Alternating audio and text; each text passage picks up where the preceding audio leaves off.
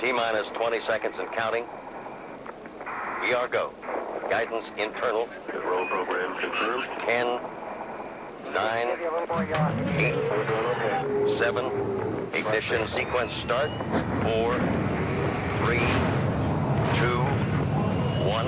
All engines running.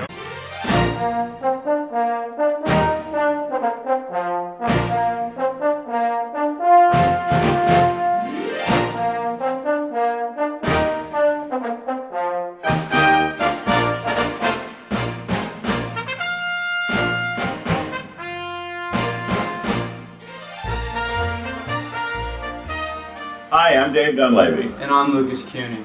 Today we're going to polish brass. You know, not much of these old cars is really brass. It just seems like they're all brass.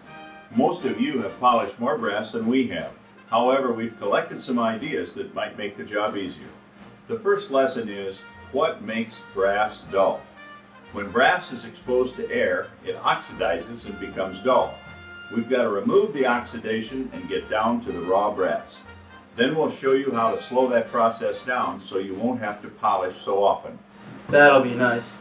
This taillight is a good example of dull brass. We'll show you some secrets on how to take a rough casting and turn it into a polished part. We'll demonstrate that on these grab handles for the Model S Roadster. Turn black to brass.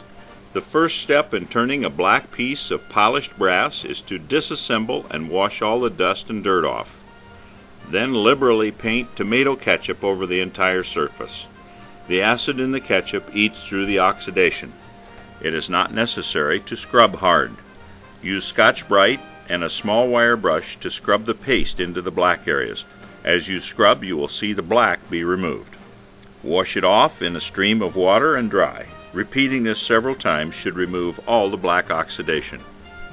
In a severe case like this taillight, you may want to use some rubbing compound. You may either use heavy-duty red or the lighter-duty white compound. However, you must use caution because both compounds will leave tiny scratches that you will have to remove later. Now the lamp has had 3 complete ketchup treatments. Lucas is detailing some places that need extra work, but as you can see, most of the tarnish is gone. He used a small brass brush to rub the ketchup into the tarnish. The lamp was scrubbed with a long bristle brush in warm water after each treatment. There is a big change in appearance in only about 2 hours. The next step is to use a metal polish. There are many on the market. We think Kuene from Germany is one of the best. You can buy it in small tubes, but we use the liter can, which saves money. Details on where to purchase this are on the fact sheet for today. Use a clean, dry cloth to apply it. Even though the directions tell you apply Kuene sparingly, I like to use enough so that after rubbing for a while the surface is not dry. It takes a little practice to have the rag get black just when the fresh Kuene is used up on the rag. Turn the cloth to a clean area when it gets black. This is a chemical process, so rubbing hard is not necessary. Use another cloth to remove the Kuene. You should use a third cloth for final polishing. Some of the best advice we can give you is to use plenty of clean rags. These rags were used to clean the old taillight and make it shine. The side lights were also made presentable. Now let's see how we can make sure they stay shiny. Lucas has just shined up the Model S Roadster's hubcaps with Kuene. He will use a Cape Cod polishing cloth to put on an invisible coating which prevents the air from oxidizing the piece. After he cuts a 2-inch square from a new cloth, he puts the rest back in the can so it doesn't dry out. We have found you never need a piece larger than 2 inches even on a large surface. Wipe the black residue off with a clean cloth. Covering the polished part also keeps the air from oxidizing it. Finishing raw castings. There are no backseat assist handles for a Model S Roadster available. We were fortunate to find a good one for a pattern. Floyd Janard got some cast. Now we must finish the raw castings and polish them. Floyd recommends using a number 2 pattern file to knock off the high spots.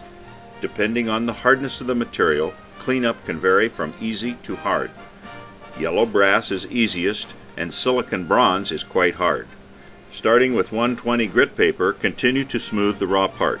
If necessary, use 220 grit, then 400 grit to remove undesired marks. The next step is to use the buffer. We like to use Dyco Tripola and Rouge buffing compound. The piece should be smooth and bright after buffing. Clean up with Wenol and finish with Cape Cod polishing cloths. We hope you've enjoyed our brass work. Maybe you saw a new idea or two. Polished brass really looks nice. I think so too. Thanks, Lucas, for helping make this video. Shall we see who did the most work? No, I got the hint. 20 years from now, you'll be able to tell your kids, I polished all the brass. We'll look forward to seeing your polished brass. Keep 'em on the road.